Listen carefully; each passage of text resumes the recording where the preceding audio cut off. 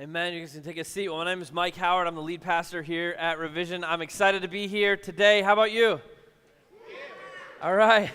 Well, this morning we're finishing up a series we've been in during the month of June called Road Trip, a survival guide for getting from here to there. And it's been a fun series as we've kind of taken a quick road trip through some of the wisdom literature in the Bible. And this idea, again, was birthed in my heart from a passage in Proverbs that says, "The highway of the upright avoids evil. Those who guard their ways preserve their lives." And that imagery of the highway of the upright just jumped off the page to me as I thought about the paths and the directions we take on the journey of life to get from where we are to our destination. And so we've spent a little bit of time over the last month talking about some tips and tricks and advice that God gives us for the journey of life as we try and move from where we are to where we want to be, from who we are to who we were created to be, and from this space we inhabit where God has placed some big dreams on our hearts to the place where those dreams have become reality in our world and in our lives. And we spent some time in this road trip series talking about road trip essentials, right? Like our playlist and our conversations and our snacks. And this morning I want to close the series by taking a look at one of the most basic necessities of all, fuel. Right? Because if you don't have any gasoline in the tank, or if that gas isn't being delivered to the engine properly, your road trip is not going to get very far, right? Like fuel is what propels us forward. And I don't know if any of you guys have ever had a road trip experience where you ran out of gas or where the gas stopped feeding the engine, but if you haven't, just take my advice, don't try. It's a terrible, awful experience, and you're in big trouble when it occurs. About 5 years ago, I took a big old group of high school students to McAllen, Texas. It's about as far south as you can get in Texas in the Point. Borders Reynosa, Mexico, and we went there for a mission trip. And it was an incredible trip. We saw God do amazing things. We saw Him rewrite eternity and change people's futures. But there was only one thing about the trip that was not awesome, and it was the bus. Okay, when we got on the bus and we drove from the Twin Cities down to South Texas, about every 2 hours, the bus drivers would pull off to the side of the interstate, and one of them would tinker under the hood for a couple minutes, and then hop back on, and we would keep going. And that was our first clue that something was amiss. But we got there, and we hopped off, and we parked the bus, and a week later, we got back on and headed home. And it was just about at the point when we had reached the absolute middle of nowhere, about 3 hours north of McAllen, Texas, in the South Texas wilderness, that bus sputtered and slowed and stopped on the side of the road, okay? Now, some of you might think it's time to panic, but I had this crew of fired up people that had just seen God do huge things. And so instead of panicking, instead of wondering, oh my goodness, how are we going to get home? I said, hey, check it out, everybody, we're going to pray. Right now, all of us out loud together, we're going to pray for this bus driver. His name was Mike. We're going to pray for Mike that God gives him the wisdom to know what to do when he goes and looks under the hood. And we're going to pray that God does a miracle and this bus gets going. And we prayed right there, and Mike headed outside. And a couple minutes later, he came back inside, and he tried to turn on the bus, and lo and behold, it fired up. And we pulled back onto the interstate, and it was our own little miracle. And Mike called me forward, and he said, man, thank you so much. I can't even explain to you what this means to me. Usually when things go wrong, people yell at me, and people scream, and they get really upset. And you guys prayed. You prayed for me, and you prayed for my bus. I've never had anything like that happen in my life before, and it was super cool. And so we cruised northward for about 1,000 feet, and then the bus sputtered. And we pulled over again, and so we prayed again. We're like, hey, it worked last time. It's going to be a long trip if we got to do it every 1,000 feet, but we're going to pray again. And again, he hopped out, and again, he came back on, and again, he fired it up, and again, we were back on the highway, but this time it was 500 feet. Rinse and repeat, but the next time it was 20 feet, and the fourth time, it did not turn on at all. And he came in and told me, well, the fuel pump is broken, but you guys have to stay on the bus for safety reasons. Okay, and we tried to stay on the bus. I made Grant get his guitar and play some worship music. And right about the time that his pit stains were the size of large pancakes because it was sweltering in that bus, I had Jeff take over. And then Jeff looked like he was going to pass out, and so did everyone else. And we just filed off the bus onto the side of the highway, and it looked pretty much like this. Actually, it looked almost exactly like that. I used Google Maps to find a picture from that highway of where we were. And don't be fooled by that in the background. Those are trees. That's not civilization. Not even a little bit. And I looked around, and I looked at this, and I had absolutely no idea what we were going to do. We tried praying, and we were praying right then with like big, huge, audacious faith. Like we had seen God move and do crazy things. We're like, God can do anything. We believe God can heal the bus. And we prayed, but it felt like our prayers were getting less and less and less effective every time. And we were stranded out there in the wilderness. Okay, and this is what I wonder this morning. How many of you have ever felt like you're stalled out and kind of stranded in the wilderness of faith? I wonder how many of you feel stalled out and stranded right now. I want to try and convince all of us of something this morning. I want us to see this. Prayer is the fuel that propels our faith forward. Prayer is the fuel that moves us from where we are to where God has for us to be, for who God created us and knit us together and wired us to be. Prayer is the fuel, but I know that it's difficult. It's a challenge. I wish it was as simple as me standing up here saying, if you just trust God, if you believe big and you pray, consider it done. You'll never have an ache or a pain again. That relationship will be totally healed and you won't have to work at it. You won't have to fight for it anymore. Your teenage daughter will not roll her eyes ever again when you ask her to do the dishes. Instead, she'll be so filled up by the Spirit of God that her face glows ever brighter with each new dirty plate, okay? But sometimes, and we all know this from experience, sometimes you pray for light and it keeps on getting a little bit darker. Sometimes you pray for your marriage and your spouse keeps on getting a little bit colder. And there are some of us in here today who feel like our faith is stalled out. Or at least feel like our faith isn't transforming us, it isn't helping us grow in the way that it seems like it's supposed to or the way that we want it to. Some of us feel stranded on the side of the road of life, like God has abandoned us and forgotten about us there. And some of us in here maybe grew up in church and then left it. Walked away for a really long time because we got disillusioned, and at some point we tried praying, and maybe it even looked like our miracle was going to happen. It looked like God was going to come through. It looked like what we desperately wanted to see come true in the world was going to come true, and then it didn't. And God didn't answer the way that we expected him to answer, and we felt like our prayers were getting less and less and less effective every time we prayed him, and so we just quit. And now we're here. Now we're here, and we don't know how to go forward, and we don't know what the next step is, and we don't know how to go deeper with God, and we don't know if prayer's worth it, and we don't know if he listens. And I want you to know this morning. If you feel, or if you have ever felt stalled out and abandoned on the side of the road, like God wasn't listening, and like prayer maybe didn't work, and like maybe you should just give up, you are not alone. We're not the first people in the history of the world to struggle with this. One of the things I love about the Bible is that it is full of real stories about real people with real problems, just like you and me. And they're honest with God about where they're at. If you have your Bibles with you this morning, you can open them up to Psalm 13. If you don't have one, don't worry, the words will be on the screen. If you don't own one, please snag one for you, or snag a kid's version for your kids from the Next Steps table on the way out. But Psalm 13 is David, and he's writing during this really dark, dry period of his life. He's in a difficult situation, and he's been praying and praying and praying, and God is not answering his prayers. And this is what he writes. How long, Lord, will you forget me forever? How long will you hide your face from me? How long must I wrestle with my thoughts and day after day have sorrow in my heart? How long will my enemy triumph over me? Look on me and answer, Lord my God. Give light to my eyes, or I will sleep in death, and my enemy will say, I have overcome him, and my foes will rejoice when I fall. But I trust in your unfailing love. My heart rejoices in your salvation. I will sing the Lord's praise, for he has been good to me. You ever had a situation like that?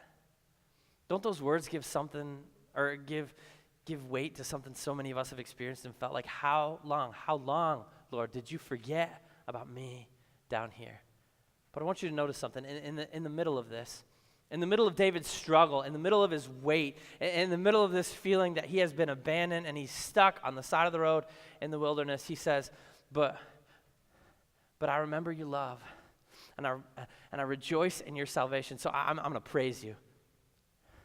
I'm going to praise you. And he says that before he has his answer. He says that while he's still waiting. He says that while he's still stalled out, still hoping that God's going to come through. But right there in that space, he chooses to remember what God's done from the past, and he chooses to remember who God is. He says, okay, God, right here, right in the middle of this struggle, I'm going to praise you anyways. Isn't that cool? Some of you may hear that and think that is an impossible task, but it isn't. It isn't. What I want to do this morning is dig into this interaction that Jesus had. that I think paints a really powerful picture for us of how prayer is the fuel that moves us forward, even when it's hard, even when we're struggling, even when it seems like we're waiting and we're wondering how long, oh Lord. It's in the book of Mark, chapter 5. And I'm going to quickly sum up about 14 verses leading up to verse 35, which is where we're going to pick up the story. This guy named Jairus, okay, and he's a really important official in the temple. He's got a 12-year-old daughter who's really, really sick, and he doesn't know what to do. And so he comes to Jesus and he says, man, I need you to touch my daughter. I believe that you can heal her. Imagine the desperation of this situation. Like here's a father, and his daughter's lying on her deathbed. He's willing to try anything, to do anything. I don't think there's a more desperate situation that a human being can have on the planet. And in some ways, I think that's symbolic for us of the biggest, hairiest, grossest, difficult, most awful need you have in your life right now, whatever it may be. And Jesus is impressed with his faith, and so he agrees to go heal this guy's daughter. And right now it seems like his prayer is answered. Jairus has hope like he hasn't had in a really, really long time. And maybe some of us can relate. Maybe some of us come to church sometimes and we get fired up and we start believing, hey, God can do anything. God can heal my situation. And maybe it even looks like God is in the middle of the miracle and our miracle is going to happen. And then it stalls out. It gets interrupted right in the middle of the miracle. And that's what happened to Jairus. As they're on the way to go heal his daughter, a lady cuts in front of him in the miracle line. She pushes her way through the crowd and she touches Jesus so that she can be healed. Okay, now, I don't know how all of you guys deal with being cut in line or being cut off in traffic. I imagine that most of you just feel the love of God well up inside of you, and you say a prayer that person would have a really blessed day, because that's what I do every time, okay? But I'll be straight with you. If my daughter is dying and you try to cut me in line, to quote the great American poet Andre 3000, I'm about to drop these bows like Dusty Rhodes, okay? I'll be like, get out of here, lady! Get! But it's not funny if you're Jairus, right? It's not a laughing matter. If you were this close to seeing your big, huge, audacious prayer answered, like God was about to do it, and then he stopped. And then somebody else cut you in line. Understand in the Bible, this lady needed to be healed. She'd been suffering for a really, really long time. While Jesus paused to heal her, this little girl was getting worse. And this is where we pick up the story in verse 35. It says, while Jesus was still speaking, some people came from the house of Jairus, the synagogue leader. Your daughter is dead, they said. Hope shatters into a million pieces. You thought you had it. You thought it was going to get better, like the promise was coming to pass. Have you ever been there? Things looked up. It looked like God was going to come through just the way that you'd asked him to come through, and then bam. Somebody more important must have cut you in the miracle line, because you look over and God seems to be blessing them, but he seems to have forgotten you. He seems to have disappeared and left you stranded. And now you've gone from having a sick situation to having a dead situation. And so what you need anymore isn't just a healing. What you need is a resurrection. Here's Jairus. And then the people who came to tell him this news, they asked him a question. It's really more like a statement, and it's a powerful one. They say, why bother the teacher anymore? I feel like that's a place where so many of us are, or so many of us have been. Prayer is the fuel that propels our faith forward, but we're stranded out in the wilderness because we've decided, why bother? We've asked God for some big things and maybe even asked with audacious faith and believed that he would come through.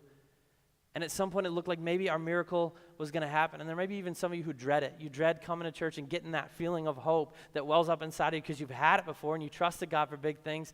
And then it didn't happen. You just got burnt out and disillusioned. I know I'm not the only one in here who has felt at times in my life like giving up on prayer, because why bother? And sometimes, just like Jairus, it's our friends and not our enemies who speak that message into our brains.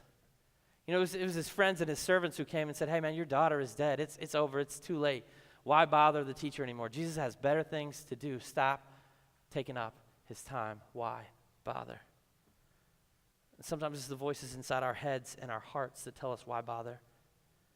This is this weird paradox of moving forward in faith. On one hand, we have a God who's saying that we should keep on praying and keep on holding on to faith and keep on believing that he can come through, and his word assures us he can do absolutely anything. But on the other hand, we have an enemy that's constantly whispering into our ear, why bother?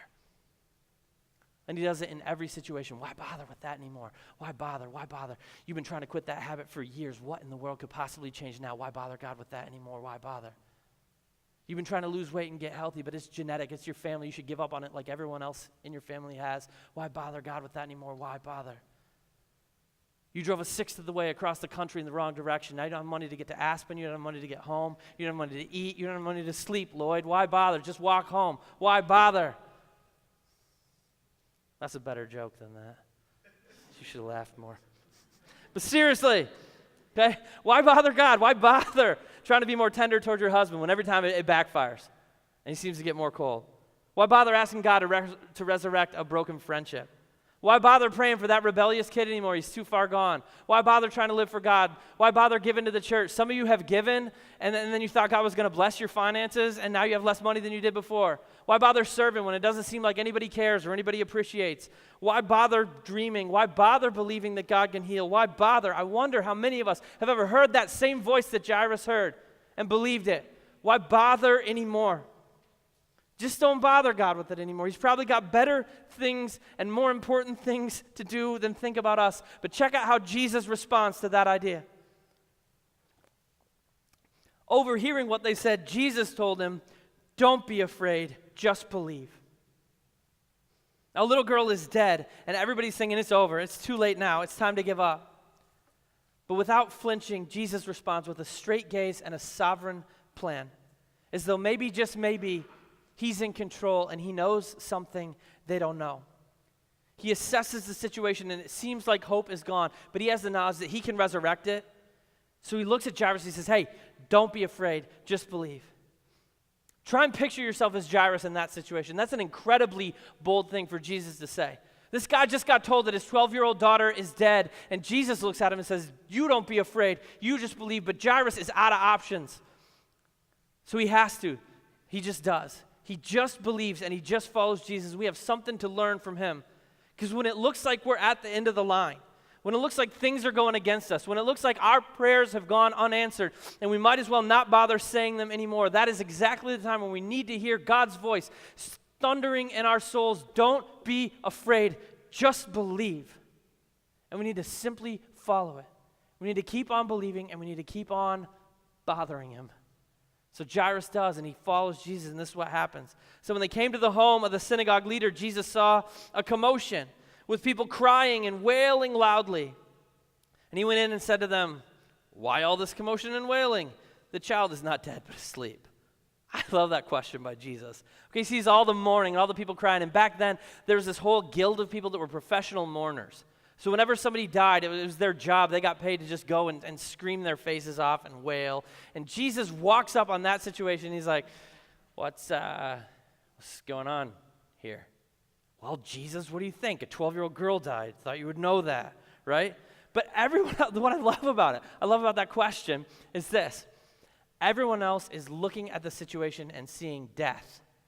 And Jesus is looking and he's seeing an opportunity for resurrection.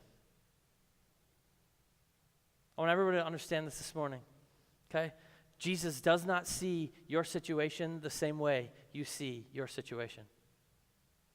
I'm going to repeat that because it's important. Jesus does not see your situation the same way you see your situation. The God of the universe is looking with different eyes and seeing a bigger picture. And sometimes the moments that seem most hopeless to us are the moments in which he's going to do his greatest work to propel us forward.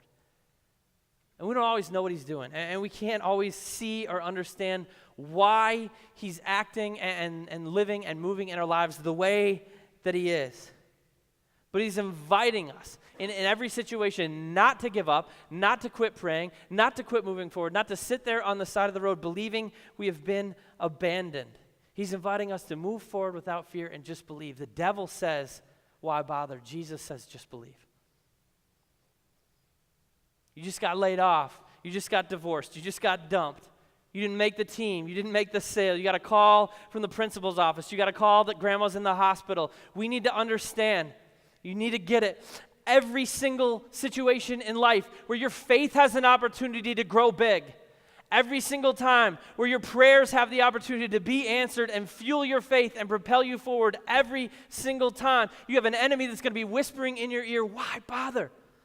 Why bother God with that anymore? It's too late. That defines you now. Why bother? And you have a God who's saying, if you could see what I see, just believe. Just believe. And you know what we do with God's invitation a lot of the time? We do the exact same thing that all the people at Jairus' house did when Jesus showed up and he invited them to believe. Verse 40 says this, but they laughed at him. They laughed at him. He walked in and he's like, she's not dead, she's just asleep. And he wasn't a doctor, he was just some guy who walked along with a scraggly beard, and they laughed at him. Now, by a show of hands, how many of you think it was a good idea to laugh at Jesus? Nobody? Nobody, right? It's easy, I think, for us, like in our modern context, to look back at the Bible and be like, those people are idiots. You know, we look at these people, they laughed at Jesus, and they're like, dummies, Jesus has a bigger plan. Look back like in the Old Testament, Abraham and Sarah, God showed up, he's like, hey, I know you're old, you're going to finally have a kid, and they laughed, right? And we look back and we shake our heads at them like they should have known better, but we do the same thing all the time. All the time in our own little way by refusing to believe, like, oh, not here. Oh, not this time. Not in this situation. Not that promise. Not for me. Not for me. We don't believe that God's going to come through on the stuff that he promised us he's going to come through with. But check out what Jesus does. Okay, they laugh at Jesus, and after he put them all out, he took the child's father and mother and the disciples who were with him, and he went in where the child was, and he took her by the hand and said to her, Talitha cum, which means, little girl, I say to you, get up. Immediately, the girl stood up and began to walk around. She was 12 years old. At this, they were completely astonished. He gave strict orders not to let anyone know about this and told them to give her something to eat. I love every bit of this incredible story, including the fact that Jesus decided after you've been dead for a little bit, you need a sandwich, okay? But I love the beginning, right? It says he put them out. All these people who laughed at him, he's like, hey, the one who holds the universe in his hands is about to work here. I got no room for doubt. Be gone. So he kicked them all out, and then he grabbed this little girl by the hand, and he raised her from the dead like it was nothing. Because it was nothing for him. It was nothing for him. Everybody else thought hope was gone. But Jesus didn't see the situation the same way they saw the situation. And I want you to know there's not a problem in this universe. There's not a problem in your life that's too big for the God of the universe to handle. He's got this one, just like he had the last one. He's not worried about the stuff that's keeping you up at night.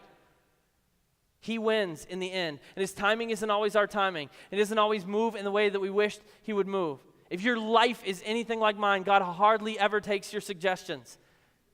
He hardly ever goes with your plan and your ideas, but he sees the end of the story, your story and mine. He says, don't be afraid. Stop worrying about a battle that I've already won. I know it looks lost right now, but I write the end of the story.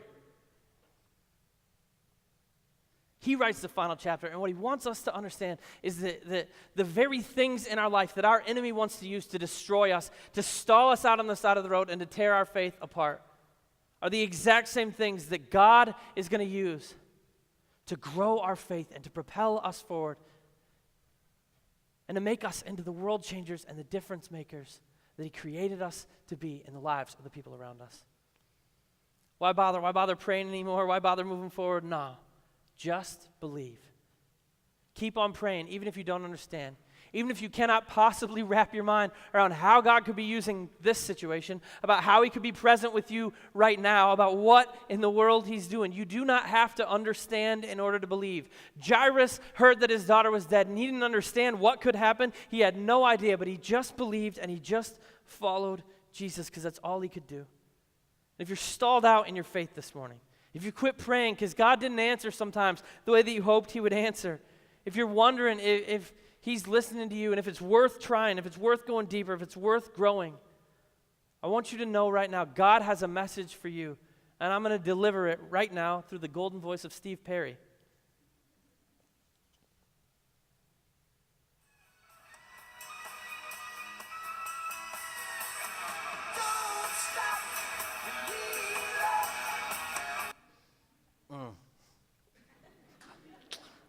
Don't stop believing. Hold on to the promises of God. Listen, the Bible is full, history is full of people who could have stopped. They could have quit when they were stuck in the wilderness. And they could have said, why bother? Right? Abraham prayed his whole life for a son, and at some point he could have quit. He said, oh, why bother God with this anymore? He's got better things to do, but he didn't quit. And 1 century into his life, God showed up and said, chase your wife around the household, man. It's time for that kid, okay? Joseph could have given up. He could have given up, okay? This guy got sold into slavery, and he was praying. He was praying, God, set me free, set me free. And it looked like his miracle was happening. He started moving up the rungs in Potiphar's house. And freedom was a real possibility. And right in the middle of Joseph's miracle, he got unjustly thrown into prison for 13 years. But God had promised Joseph when he was a boy that one day he would be in a place to save his nation. And so in that dungeon, he didn't give up. He didn't stop praying. He just believed, and he kept moving forward, and he kept on praying, and God set him free, and he saved 2 nations. Moses could have said, why bother? When God asked him, a stammerer, a stutterer, to go speak to Pharaoh, the most powerful man in the world, Moses could have said, why bother anymore? When he was leading this awful, grumbly, horrible group of people around the desert. But God had promised him there was a land flowing with milk and honey up ahead, so he just kept believing and he kept going forward. Joshua could have said, why bother? When he showed up and he looked at Jericho and he saw giant fortified walls and a well-trained army, and all he had was a bunch of ex-slaves who had never fought anybody before, he could have said, why bother? But he held on to God's promises. He said, God promised big, I'm going to believe big. And he kept on praying. Paul could have said, why bother? All the times that they beat him up. He could have said, why bother, when they threw rocks at his face till they thought he was dead and they left him there. When he was shipwrecked on a deserted island, when he was put in prison. But in Acts 20:24, he said, I consider my life worth nothing to me. My only aim is to finish the race and complete the task the Lord Jesus has given me, the task of testifying to the good news of God's grace. Jesus could have said, why bother? As he looked across the long, terrible arc of human history, at all the horrific things we would do to each other, and he faced an excruciating death on the cross to save us, but instead he prayed, Father, forgive them, they know not what they do. And he gave his life and he rose again so that we could be forgiven and set free and reconciled, and hope could be real. So God promises us over and over again that he listens and that he loves and that he's present even in the moments where you feel stranded on the side of the road without fuel. Sometimes especially in those moments. 5 years ago, I had no idea why God didn't just fix our bus. I believe to this day he absolutely could have, but he didn't. He didn't. We were stuck out there in the middle of nowhere, and I was afraid for the safety of my students and my leaders, and I had nothing left to do, so I prayed. And a few hours later, after a state patrol officer had seen us on the side of the road and arranged for us school buses from a town 40 minutes south to come take us to a town 30 minutes north called Alice, Texas. Not Dallas, Texas. Alice, Texas. And get this, Alice was a tiny little hamlet that in the 2 weeks before we arrived, it had 7 drug cartel-related shootings. 4 of them were dead. 3 of them were in the hospital, barely hanging on. 7 in 2 weeks. That's where we got dropped off.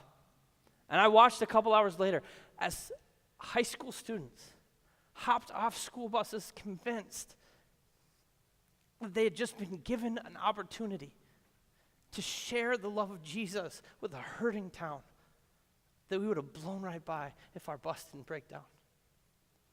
And I watched them pray with people at McDonald's and at Whataburger and at the grocery store. And I'll tell you this, on the side of that road, all I could see was smoldering hot nothingness. But God didn't see the situation the same way I saw the situation. So whatever the big thing is in your life right now, or whatever the big things are in your life right now, whatever that big thing is coming down the road, there's always going to be a voice whispering in your head, why bother anymore? Stop praying. Just give up. You're stuck. But prayer is the fuel that moves faith forward. And God is inviting you to just keep asking and just keep believing. You may not see or understand what he's doing. You may not see it on your timeline. You may not see it in this lifetime. But just like death didn't get to write the final chapter of that 12-year-old little girl, death doesn't get to write the final chapter of my story or yours. Jesus does. And he tells us he's at work right now to set all things right and make all things new, which means, and you've heard me say before, if it's not good, God's not done. If it's not good, God is not done. So keep praying. It's the fuel that's going to propel your faith forward. And know God hears you. Believe in his promises. That's what's going to get us from here to there. Will you pray with me right now? God, thank you for listening to us. And we're messed up and we're broken, and all of us are the kind of people who deserve to be abandoned on the side of the road. And sometimes we feel like that's just where we are. But thank you in that space for not leaving us, for never abandoning us, for speaking into our souls in the moments where our enemy wants to tell us we're defined by the worst things we've done, the worst things that have happened to us, that we should quit and we shouldn't bother anymore. Thank you for thundering in our souls. Don't worry, just believe. God, let us be people who cling to your promises and who allow prayer and allow our connection with you to just fuel our faith and push us forward from where we are to where we want to be, from who we are to who you made us to be, from the space where you've given us dreams to the place where they've become realities. We pray this in Jesus' name. Amen.